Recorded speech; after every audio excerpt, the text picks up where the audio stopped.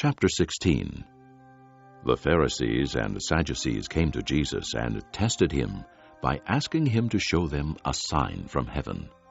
He replied, "When evening comes, you say, 'It will be fair weather, for the sky is red.' And in the morning, 'Today it will be stormy, for the sky is red and overcast.' You know how to interpret the appearance of the sky, but you cannot interpret the signs of the times. A wicked and adulterous generation looks for a miraculous sign, but none will be given it except the sign of Jonah."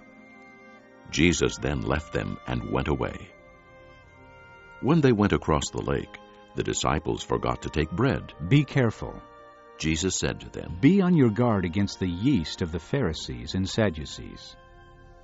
They discussed this among themselves and said, "It is because we didn't bring any bread."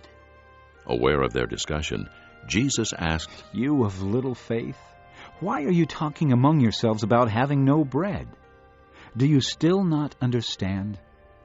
Don't you remember the 5 loaves for the 5,000, and how many basketfuls you gathered?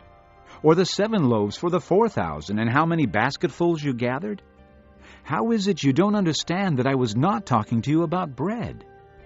But be on your guard against the yeast of the Pharisees and Sadducees." Then they understood that he was not telling them to guard against the yeast used in bread, but against the teaching of the Pharisees and Sadducees. When Jesus came to the region of Caesarea Philippi, he asked his disciples, "Who do people say the Son of Man is?" They replied, "Some say John the Baptist, Others say Elijah, and still others Jeremiah or one of the prophets." "But what about you?" he asked. "Who do you say I am?"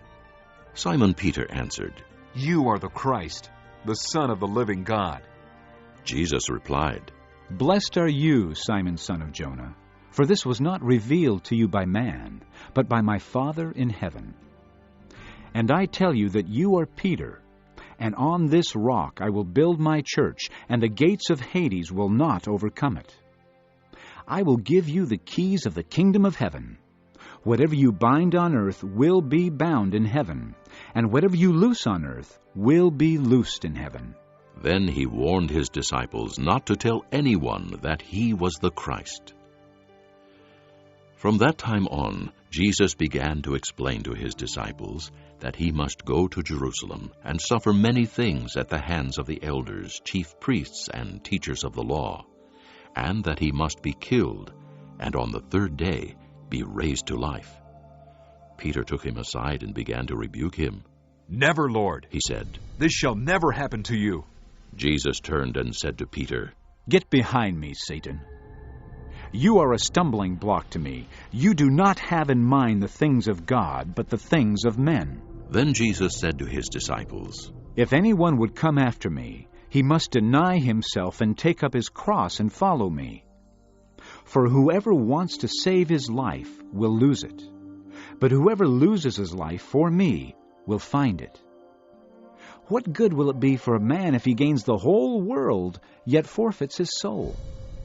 Or what can a man give in exchange for his soul?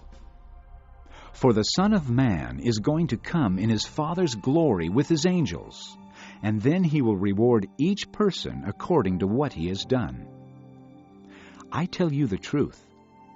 Some who are standing here will not taste death before they see the Son of Man coming in his kingdom."